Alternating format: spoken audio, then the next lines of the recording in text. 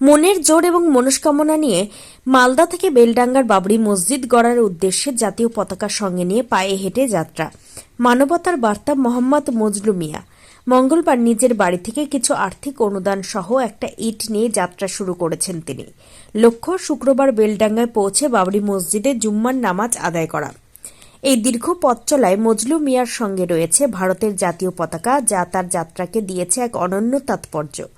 ধর্মীয় বিশ্বাসের সঙ্গে দেশপ্রেমের বার্তা মিলিয়ে এই পথ চলা এমনটাই জানিয়েছেন তিনি। যাত্রাপথে সাধারণ মানুষের সহযোগিতায় আপ্লুত মজলু মিয়া বলেন, এই শুভ উদ্দেশ্যে বাড়ি থেকে বেরোনোর পর রাস্তায় বহু মানুষ আমাকে সাহায্য করছেন। কারো কাছ থেকে জল, কারো কাছ থেকে খাবার, আবার কেউ শুধু দোয়া করছেন। এই ভালোবাসায় আমাকে এগিয়ে নিয়ে যাচ্ছে। তিনি আরো বলেন, সকলের কাছে দোয়া চাইছি যেন আল্লাহ আমাকে আমার উদ্দেশ্যে সঠিকভাবে পৌঁছাতে সাহায্য করেন। আমি যাচ্ছি বেলডাঙ্গা, যেখানে বাবরি মসজিদ তৈরি হয়েছে সেখানে। কেন পায়ে হেঁটে যাচ্ছেন আপনি? পায়ে হেঁটে যাচ্ছি, আমি আল্লাহর কাছে নিয়াত করেছি যে আমি পায়ে হেঁটে গিয়েই আমি ওখানে একটা ইঁটও নিয়ে যাচ্ছি, আর কিছু টাকা পয়সা আমি অর্থ দিয়ে সহযোগিতা করবো, দান করবো ওখানে। আর শুক্রবারের দিন পৌঁছাবো ইনশাআল্লাহ, এটাই নিয়াত করেছি। ওখানে আমি জুম্মার নামাজটা পড়বো। জুম্মার নামাজ আদায় করবেন? হ্যাঁ, ওখানে। আমি এসেছি মালদা গোলাপগঞ্জ থেকে।